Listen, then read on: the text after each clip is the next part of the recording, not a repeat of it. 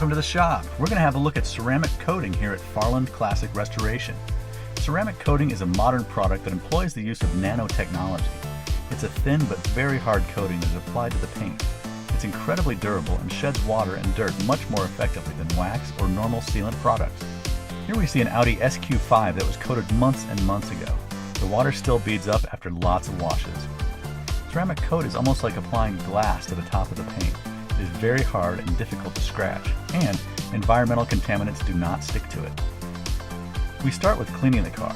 We'll go through the foam cleaning process on this Jaguar E-Type. We thoroughly wash it, then polish as necessary. The secret here, just like painting, is perfect preparation. Next, we dab on a few drops of the Guyon ceramic coat. We're looking for two nice, thin coats, one panel at a time.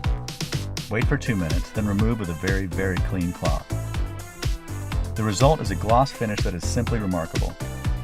Look how you can see all of the roof of the shop reflected, lights, beams, and even the videographer. This glass hard coat will last up to 3 years, especially so if you use the post-treatment conditioner. Bring your classic or late model car in today and let's talk ceramic coating for your car. Give us a call or email today.